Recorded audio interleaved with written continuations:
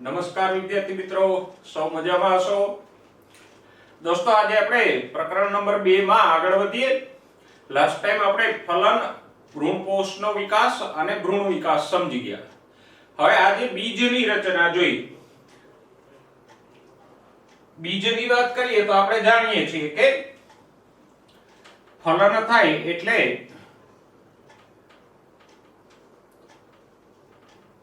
અંડકમાંથી બીજનો વિકાસ થાય અને એટલે જ આપણે કહી શકીએ કે લિંગી પ્રજનનની અંતિમ નિપજ કોણ છે તો કે બીજ. કારણ કે પુષ્પ દ્વારા જે લિંગી પ્રજનન થયું, નરજન્યુ ઉત્પન્ન થયો, પરાગરજમાં અંડકની અંદર માદાજન્યુ ઉત્પન્ન થયો, બંને વચ્ચે ફલન થયું, ફલનથી ફલિતાંડ બન્યું. ફલિતાંડ ક્યાં બન્યું હતું મિત્રો? અંડકની અંદર બન્યું હતું અને પછી ફલિતાંડમાંથી ભ્રૂણ અને બીજનો વિકાસ થયો. તો આમ લિંગી પ્રજનનની અંતિમ નિપજ કઈ છે તો કે બીજ છે. અને બીજી વસ્તુ, બીજ એટલે શું છે તો કે ફલિત થયેલા અંડકને બીજ કહેવાય. કારણ કે ફલન થાય એટલે અંડક બીજમાં ફેરવાઈ જાય. તો આમ બીજ શું છે તો આપણે કહી શકીએ લિંગી પ્રજનનની અંતિમ નિપજ છે.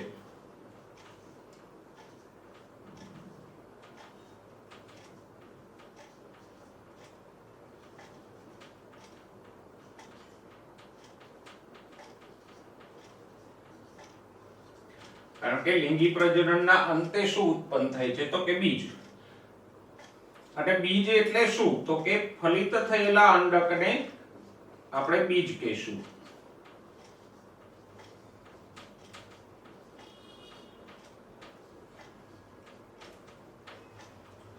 તો આમ બીજ એટલે શું અને બીજ શું છે એની વાત આપણે કરી. હવે બીજની રચના જોઈએ દોસ્તો.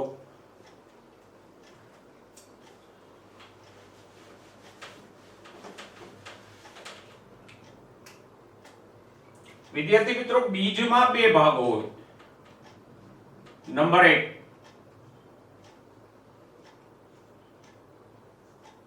ભ્રૂણ અને નંબર 2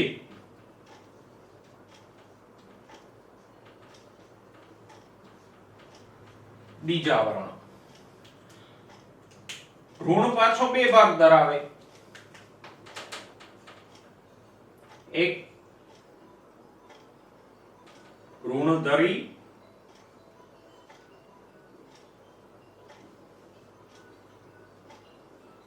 અને 2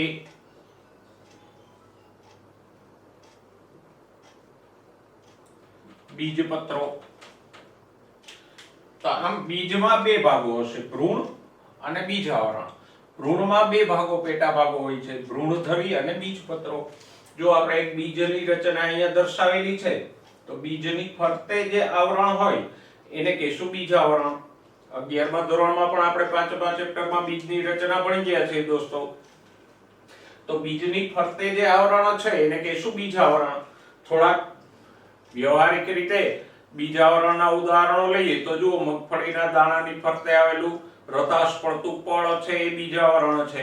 મગના બીજની ફરતે આવેલું લીલું આવરણ એનું બીજાવરણ છે.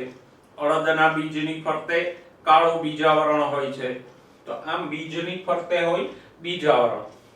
બીજાવરણનું કાર્ય શું છે તો કે બીજાવરણ બીજને રક્ષણ આપે છે.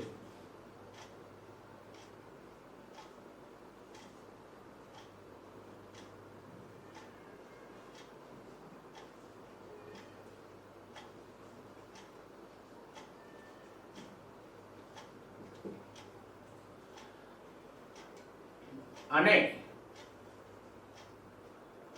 બીજાવરણ ક્યાંથી ઉત્પન્ન થાય તો કે અંડકના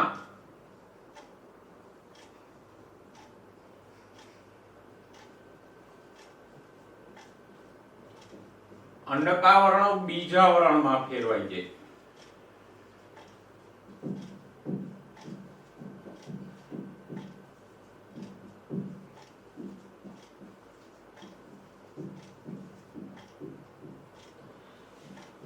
તો આમ બીજાવરણનું કાર્ય શું?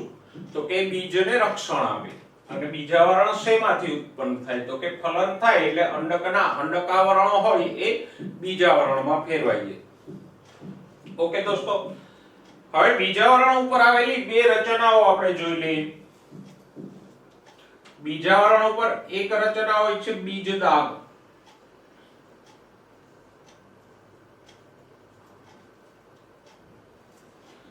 કોઈ પણ બીજ લ્યો, ખાસ કરીને જેનું બીજાવરણ સફેદ હોય તો એની ઉપર એક ભૂખરા રંગનો દાગ હોય. તો બીજાવરણની ઉપર આવેલો આવો ભૂખરો જે દાગ છે એને કહેશું બીજદાગ. અને બીજદાગ શું છે? તો કે ભૂતકાળમાં બીજ ત્યાંથી ફળ સાથે જોડાયેલું હતું અને ફળ સાથેનું જોડાણ તૂટ્યું એટલે ત્યાં એક દાગ પડી ગયો. તો આમ બીજદાગ છે બીજનું ફળ સાથેનું જોડાણ દર્શાવે. અને બીજાવરણ ઉપર બીજી રચના હોય બીજ છિદ્ર.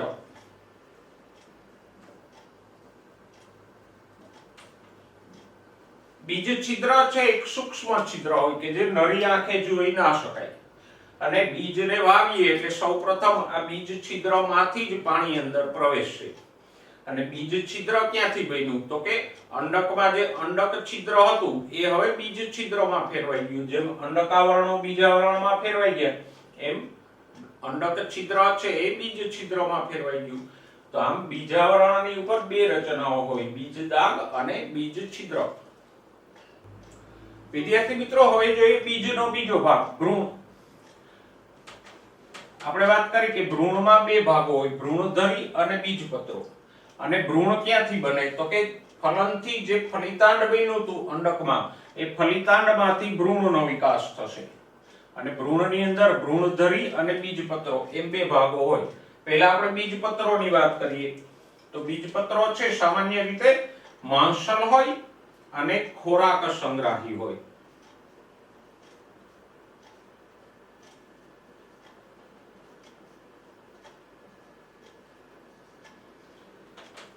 આગળ આપણે જાણીએ છીએ કે જો દ્વિદળીનું બીજ હોય તો એમાં બે બીજપત્રો હોય. એક દળીનું બીજ હોય તો એક જ બીજપત્ર હશે.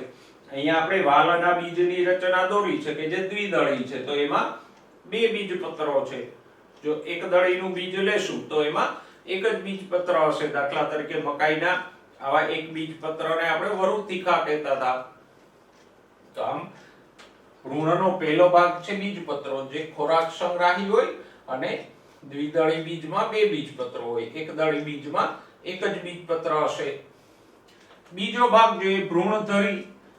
તો બીજપત્રોની સાથે જોડાયેલા આ નાના એવા સૂક્ષ્મ ભાગને કહેશું ભ્રૂણધરી. અને ભ્રૂણધરીમાં મુખ્યત્વે આટલા ભાગો હશે. સૌથી ટોચ ઉપર ભ્રૂણાગ્ર, એના પછીનો નાનો દંડ જેવો ભાગ છે એ ઉપરાક્ષ, એના પછીનો આ ટૂંકો દંડ જેવો ભાગ છે અધરાક્ષ, અને અધરાક્ષની ટોચના ભાગને કહેશું ભ્રૂણમૂળ. અને આ ભ્રૂણધરી છે એ જ નવા છોડનો વિકાસ કરશે. કેવી રીતે કરે? તો કે બીજને વાવો એટલે ભ્રૂણાગ્રનો વિકાસ થઈ અને એમાંથી પ્રરોહ તંત્ર એટલે કે પ્રકાંડ અને પર્ણો ઉત્પન્ન થશે.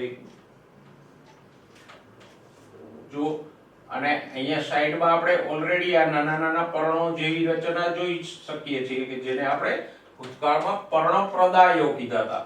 તો આ પર્ણપ્રદાયો છે એમાંથી શરૂઆતના પર્ણો વિકસશે અને આ ભ્રૂણાગ્ર છે એમાંથી પ્રકાંડ અને નવા પર્ણોનો વિકાસ થશે. અને ભ્રૂણમૂળ તો કે એ મૂળ તંત્રનો વિકાસ કરશે.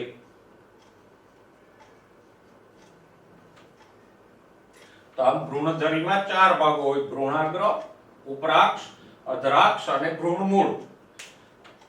અંકુરણ થાય એટલે ભ્રૂણમૂળમાંથી મૂળ તંત્રનો વિકાસ થાય અને ભ્રૂણાગ્રમાંથી પ્રરોહ તંત્રનો વિકાસ થાય.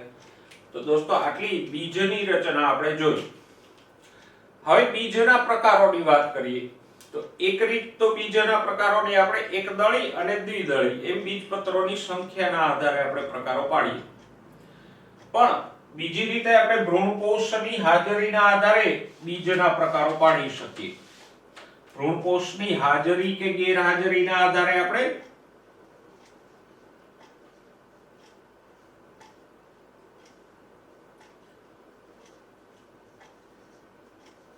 અભ્રૂણપોષી કે આલ્બ્યુમિન મુક્ત બીજ કહી શકીએ.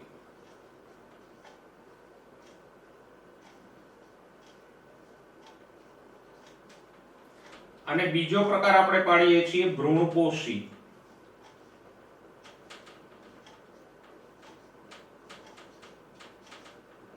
અથવા તો આલ્બ્યુમિન યુક્ત.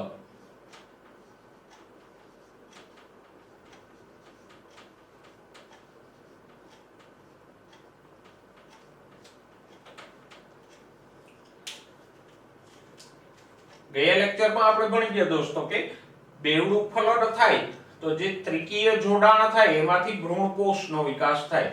અને ત્યારે પણ આપણે વાત કરી ગયા કે આ વિકાસ પામેલો ભ્રૂણપોષ છે ઘણીવાર ભ્રૂણ વિકાસ થાય એ દરમિયાનમાં વપરાઈ જાય અને બીજની અંદર બચતો નથી. તો જો બીજમાં ભ્રૂણપોષ ન હોય તો એવા બીજને આપણે અભ્રૂણપોષી અથવા આલ્બ્યુમિન મુક્ત કહીશું. દાખલા તરીકે વાલ, વટાણા, મગફળી આ બધા અભ્રૂણપોષી કે આલ્બ્યુમિન મુક્ત બીજ છે. જ્યારે ઘઉં, જવ, મકાઈ,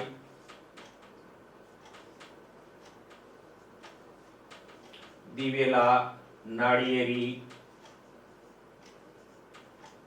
એ બધાના બીજ ભ્રૂણપોષી કે આલ્બ્યુમિન યુક્ત બીજ છે.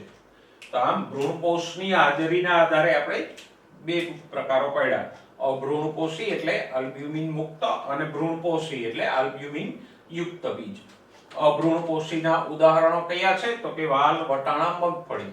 અને ભ્રૂણપોષી બીજના ઉદાહરણો તો કે ઘઉં, જવ, મકાઈ, દિવેલા, નાળિયેરી એ બધા ભ્રૂણપોષી બીજના ઉદાહરણો છે. દોસ્તો હવે બીજને સંબંધિત એક શબ્દ જોઈ લઈએ. બીજદેહ શેષ. બીજદેહ શેષ એટલે શું તો કે આમ પણ ગુજરાતીમાં શેષ એટલે બાકીનો બચેલો ભાગ એવું થાય. તો અહીંયા જુઓ કેટલાક બીજમાં પ્રદેહનો કેટલોક ભાગ વપરાયા વગરનો ચિરલગ્ન રહે છે. ચિરલગ્ન એટલે કે બીજની અંદર પણ પ્રદેહ જળવાઈ રહે છે. પણ હવે જરા એ તાજુ કરી લ્યો કે પ્રદેહ એટલે શું છે.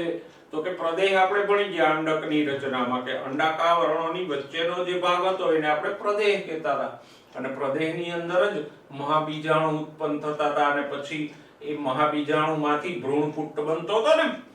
અને સામાન્ય રીતે એવું બને કે મહાબીજાણુમાંથી ભ્રૂણપુટ્ટનો વિકાસ થાય તો એ દરમિયાનમાં પ્રદેહ છે એ વપરાઈ જતો હોય અને પ્રદેહના સ્થાને આખો ભ્રૂણપુટ્ટ ફેલાઈ જતો હોય.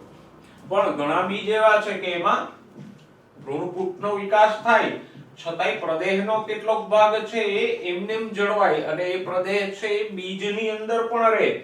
તો આવો જે પ્રદેહનો ભાગ બીજની અંદર હોય એને શું કહેશું બીજદેહ શેષ. તો બીજદેહ શેષ એટલે બીજું કંઈ નહીં પણ અંડકના પ્રદેહનો ભાગ જો બીજમાં પણ જળવાઈ રહે તો એને કહેશું બીજદેહ શેષ.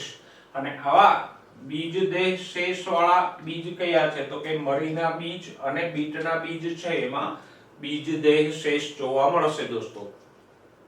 મિત્રો હવે જોઈએ બીજના લક્ષણો એટલે કે અંડકમાંથી બીજનો વિકાસ થાય તો બીજમાં કયા કયા ફેરફારો થાય તો કે સૌથી પહેલું બીજની ફરતે આપણે જોયું કે બીજાવરણ હોય છે.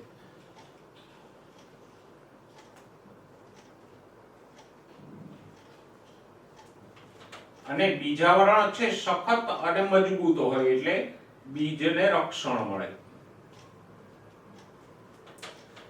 બીજું બીજાવરણ ઉપર એક નાનું છિદ્ર હોય જેને હમણાં જ આપણે બીજ છિદ્ર કીધું. અને આ બીજ છિદ્ર છે એના દ્વારા બીજ વાવીએ ત્યારે પાણી અને પોતું પ્રવેશે.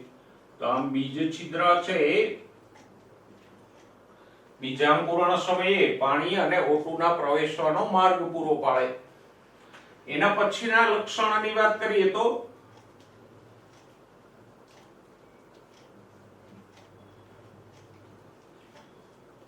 અંડકમાંથી બીજ બને તો એમાં પાણીનું પ્રમાણ છે ઘણું બધું ઘટી જાય. અને લગભગ 10 થી 15% કે એનાથી પણ ઓછું પાણી થઈ જાય અને બીજમાં પાણીનું પ્રમાણ ઘટે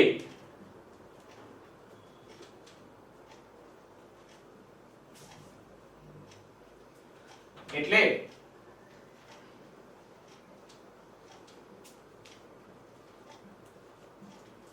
બીજમાં ચયાપચયની ક્રિયાઓ ધીમી પડે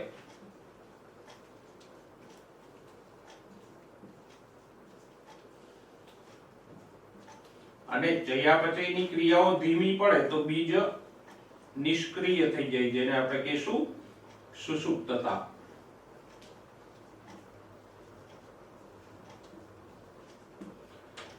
તો આમ બીજમાં મુખ્ય ફેરફાર એક આ થાય કે બીજનો વિકાસ થાય તો એમાં પાણીનું પ્રમાણ ઘટી જાય અને પાણીનું પ્રમાણ એકદમ ઓછું થઈ જાય તો પાણીના અભાવે ચયાપચયની ક્રિયાઓ અટકી જાય અને ચયાપચયની ક્રિયાઓ અટકે તો બીજમાં સુષુપ્તતા પ્રેરાય. સુષુપ્તતા એટલે શું? તો કે બીજ નિષ્ક્રિય થઈ જાય, અંકુરણ પામતું નથી. અને આ સુષુપ્તતાને કારણે જ આપણે ખેતીવાડીમાં બીજનો સંગ્રહ કરી શકીએ કે આ વર્ષે પાકેલા બીજ છે એને આપણે સંગ્રહિત રાખી અને આવતા વર્ષ સુધી સાચવી શકીએ. ધોરણ 11 નું પ્રકરણ નંબર 15 એમાં આપણે બીજ સુષુપ્તતા ભણ્યા. તો આ એક બીજમાં થતો મહત્વનો ફેરફાર છે કે પાણીનું પ્રમાણ ઘટે જેનાથી સુષુપ્તતા પ્રેરાય. ઓકે, હવે બીજા અંકુરણ માટેના પરિબળોની વાત કરો તો કે બીજનું જ્યારે અંકુરણ થાય ત્યારે એને મુખ્યત્વે 3 પરિબળો જોઈએ. પર્યાપ્ત માત્રામાં ભેજ એટલે પાણી, O2 અને યોગ્ય તાપમાન. તો બીજને પૂરતું પાણી મળે, પૂરતો ઓક્સિજન મળે અને યોગ્ય તાપમાન મળે તો બીજનું અંકુરણ પ્રેરાય. તો અંકુરણ માટેના આ 3 પરિબળો જરૂરી હતા. વિદ્યાર્થી મિત્રો, હવે થોડા બીજા બીજની રચના જોઈએ. જો બાજુના પાના ઉપર તમને આકૃતિ આપેલ છે એમાં ઉપર દિવેલા એટલે કે એરંડીના બીજની આકૃતિ આપેલી છે. દિવેલાનું બીજ છે એ બરાબર યાદ રાખજો દોસ્તો, દ્વિદળી ભ્રૂણપોષી બીજ છે. દિવેલા કે એરંડીનું બીજ આપણે દરેકે જોયું છે. આકૃતિમાં જુઓ, એમાં બીજપત્રો છે ખરા, 2 બીજપત્રો છે, પણ બીજપત્રોમાં ખોરાક સંગ્રહિત નથી.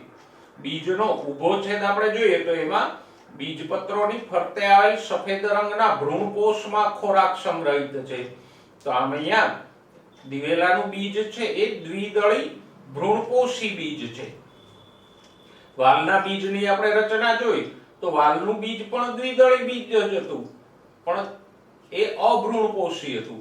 તો આમ વાલનું બીજ દ્વિદળી અભ્રૂણપોષી છે કારણ કે એમાં ભ્રૂણપોષ નથી, જ્યારે દિવેલાનું બીજ દ્વિદળી ભ્રૂણપોષી છે કારણ કે દિવેલાના બીજમાં 2 બીજપત્રો છે પણ ખોરાક સંગ્રહ ભ્રૂણપોષની અંદર થાય છે.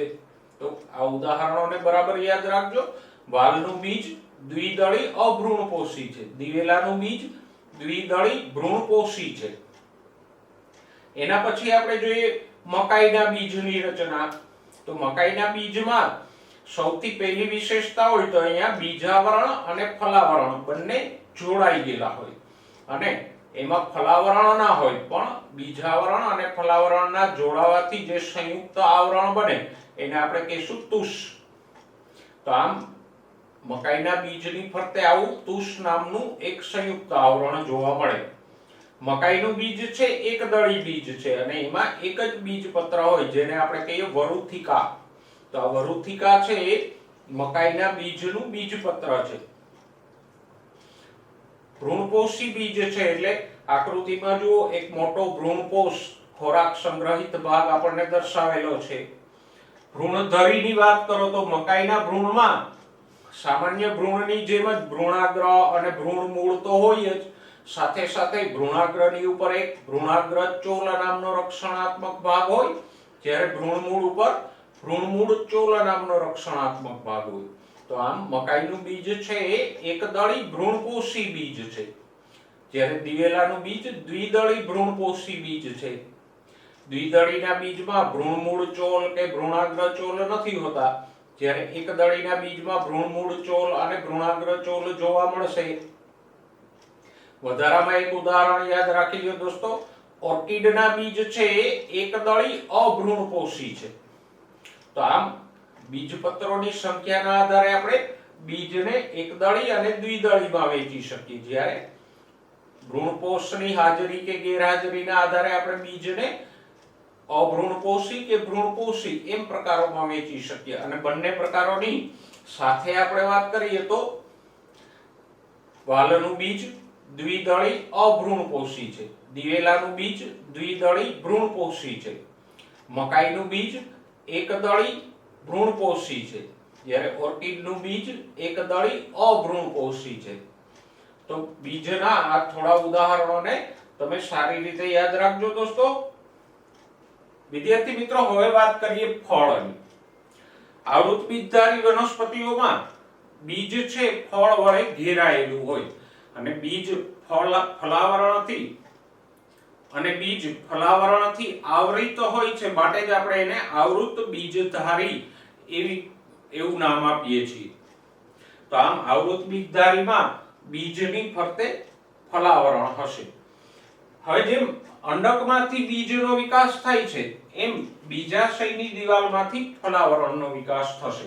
આપણે રચના ભણી ગયા કે સ્ત્રીકેસરના બીજાશયની અંદર અંડકો આવેલા હોય અને હમણાં જ આપણે ચર્ચા કરી કે ફલન થાય એટલે અંડક બીજમાં ફેરવાઈ જાય. પણ ફલન બાદ અંડકનો બીજમાં વિકાસ થશે તો સાથે સાથે બીજાશય છે એ પણ ફલાવરણમાં વિકાસ પામશે. તો જો આપણે અહીંયા એક સ્ત્રીકેસર દર્શાવ્યું છે, એની અંદર અંડક છે અને એમાંથી વિકસિત ફળ દર્શાવ્યું છે. અંડક છે એ બીજમાં વિકાસ પામી ગયું, જ્યારે બીજાશયની દિવાલ છે એ ફલાવરણમાં વિકાસ પામી ગઈ. અને હવે આપણે કહી શકીએ કે ફળ એટલે શું?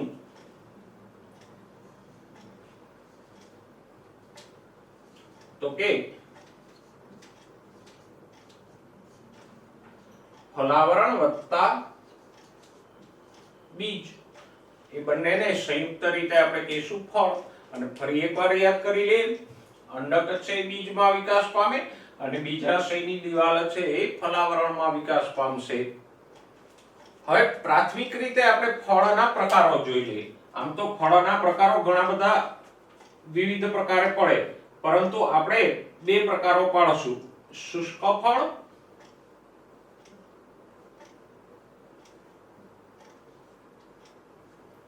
અને બીજો પ્રકાર છે માંસલ ફળ.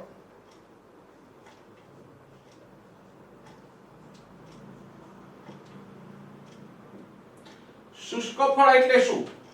તો કે જેનું ફલાવરણ સૂકું હોય એવા ફળ. દાખલા તરીકે તો કે મગફળી, વાલ, વટાણા એ બધા શુષ્ક ફળ છે. જો એના ફલાવરણો પરિપક્વ અવસ્થાએ શુષ્ક હોય છે. તો આમ મગફળી, વાલ, વટાણા, રાઈ એ બધા શુષ્ક ફળો છે.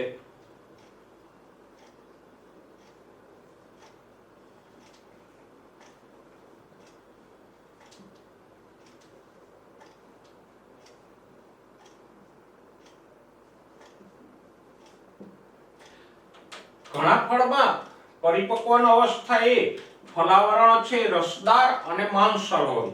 તો આવા ફળને આપણે માંસલ ફળો કહીશું. દાખલા તરીકે તો કે નારંગી, કેરી, ચીકુ, તરબૂચ. આ બધામાં ફલાવરણ રસદાર અને માંસલ હોય, માટે આવા ફળોને આપણે કહીશું માંસલ ફળો. તો આમ ફલાવરણના આધારે આપણે ફળના બે પ્રકારો પાડી શકીએ, શુષ્ક ફળ અને માંસલ ફળ. પછી ધોરણ 11 ના પ્રકરણ નંબર 5 માં આપણે માંસલ ફળોના બે પેટા પ્રકારો પણ જોઈ ગયા.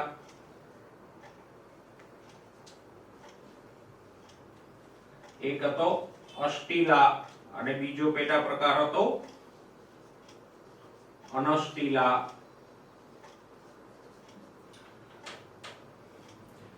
અષ્ટિલા અને અનષ્ટિલા બંનેમાં ફલાવરણ 3 ભાગોમાં વિભાજિત થતું હતું. ઉદાહરણ તરીકે આપણે વાત કરીએ તો અષ્ટીલાનું ઉદાહરણ છે કેરી. તો એમાં ફલાવરણ 3 ભાગમાં હોય. સૌથી બહારનું ફલાવરણ, બાહ્ય ફલાવરણ એટલે છાલ. પછી જે ખાવા લાયક ભાગ છે માંસલ, એ મધ્ય ફલાવરણ, અને ગોટલીની ઉપરનો જે કઠણ ભાગ છે એ અંતઃ ફલાવરણ. તો જો અહીંયા ફલાવરણ 3 ભાગોમાં વિભાજિત છે. બાહ્ય ફલાવરણ જે ત્વચીય એટલે છાલ સ્વરૂપનું છે, મધ્ય ફલાવરણ માંસલ છે, અને અંતઃ ફલાવરણ કઠણ છે.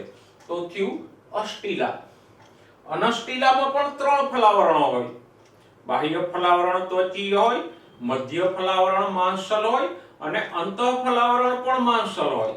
દાખલા તરીકે ટમેટું કે નારંગી.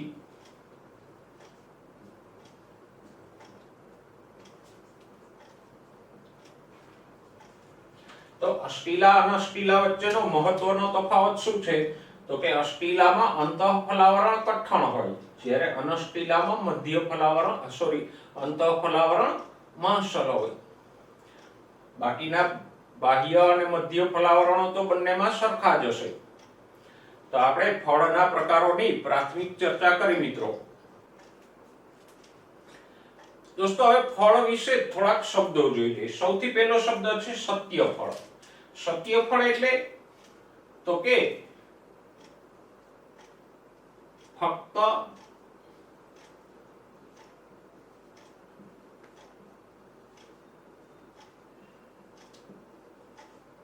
બીજાશયમાંથી વિકાસ પામતા ફળને આપણે કહીશું સત્યફળ.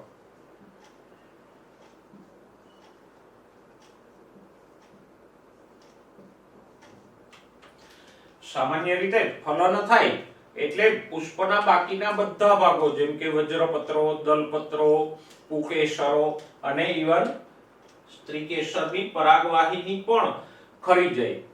ફક્ત બીજાશય જ રહે અને પછી બીજાશયનો વિકાસ થાય અને ફળમાં ફેરવાઈ જાય. તો આમ જો ફક્ત પુષ્પના બીજાશયમાંથી વિકાસ પામતું હોય તો એવા ફળને આપણે કહીશું સત્યફળ. દાખલા તરીકે તો કે કેરી,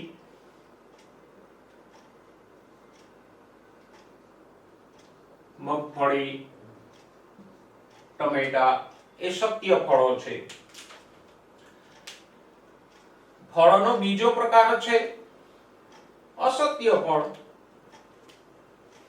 કુટ્ટફળ. એવું નહીં કે એક પ્રકાર સત્યફળ છે તો બીજો પ્રકાર અસત્યફળ. તો ફળનો બીજો પ્રકાર છે કુટ્ટફળ. કુટ્ટ એટલે ખોટું. ખોટું ફળ કોને કહેવાય? જો દોસ્તો આકૃતિમાં આપણને થોડા કુટ્ટ ફળ આપ્યા છે, જેમ કે સફરજન, કાજુ, સ્ટ્રોબેરી, નાશપતિ, એ બધા કુટ્ટ ફળ છે. સફરજનના ફળની આકૃતિ આપણે જોઈએ તો સફરજનમાં જે બીજની ફરતેનો ભાગ છે નાનો એવો, એ બીજાશયમાંથી વિકાસ પામેલો છે, પણ એની ફરતેનો જે માંસલ અને ખાવાલાયક ભાગ છે એ પુષ્પાસનમાંથી વિકાસ પામેલો છે. તો આમ અહીંયા બીજાશય ઉપરાંતનો કોઈ ભાગ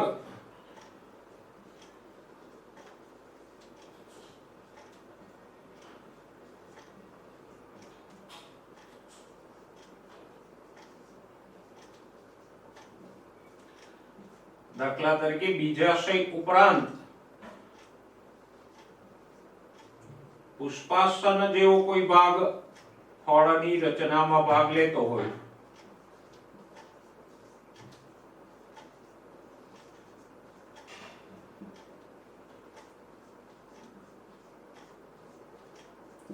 તો એવા ફળને આપણે કહીશું કુટ્ટ ફળ.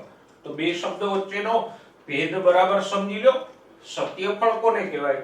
તો કે સત્યફળ ફક્ત ને ફક્ત બીજાશયમાંથી જ વિકાસ પામશે, જ્યારે કુટ્ટ ફળમાં બીજાશય તો હશે જ, એ ઉપરાંત પુષ્પાસન જેવો કોઈ ભાગ ફળની રચનામાં ભાગ લેશે તો એને કુટ્ટ ફળ કહીશું. દાખલા તરીકે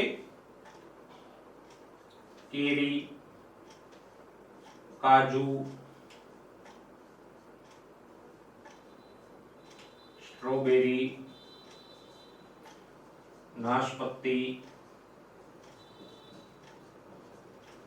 વગેરે.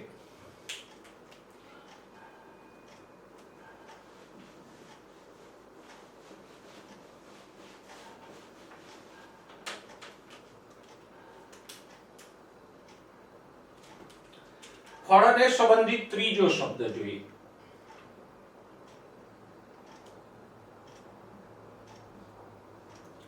અફલિત ફળ.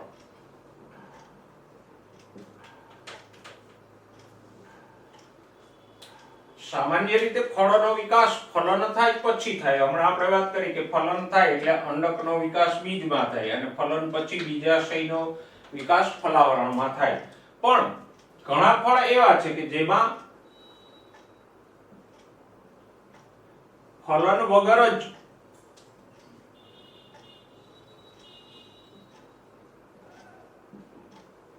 બીજાશય ફળમાં વિકાસ પામી જાય.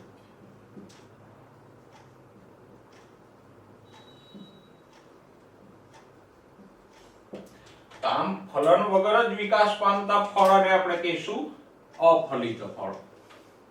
ઉદાહરણ તરીકે કેળા. જો કેળા છે એ ફલન વગર જ વિકાસ પામતું ફળ છે અને માટે જ ફલન નથી થતું, તો એમાં બીજ પણ નથી હોતા, કારણ કે બીજ ક્યારે આવે? ફલન થાય તો. અને કેળાની વચ્ચે જે નાના નાના કાળા ટપકાઓ હોય છે એ અફલિત અંડકો હોય છે. તો આમ ફલન વગર જ વિકાસ પામતા બીજને શું કહીશું? અફલિત ફળ. અને એનું ઉદાહરણ છે કેળા. દોસ્તો, અફલિત ફળનું વ્યાપારિક રીતે પણ મહત્વ હોય, કારણ કે અફલિત ફળ છે બીજ વગરના હોય. તો બીજ વગરના ફળની બજારમાં કિંમત ઊંચી હોય તો ઘણી વખત અંતઃસ્ત્રાવોના છંટકાવ દ્વારા આમ ફલન પહેલા જ ફળનો વિકાસ કરવામાં પણ આવે ખેતીવાડીમાં. તો અફલિત ફળોનું વ્યાપારિક મહત્વ પણ છે. તો આપણે ફળ વિશે 3 શબ્દો જોયા. સત્યફળ કે જે ફક્ત બીજાશયમાંથી વિકાસ પામે છે, કુટફળ કે જેમાં બીજાશય ઉપરાંત પુષ્પાસન જેવો કોઈ ભાગ ફળની રચનામાં હોય છે, દાખલા તરીકે સફરજન, સ્ટ્રોબેરી, કાજુ, નાશપતિ વગેરે. અને અફલિત ફળ એટલે કે ફલન વગર જ બીજાશયનો વિકાસ ફળમાં થઈ જાય, દાખલા તરીકે કેળા.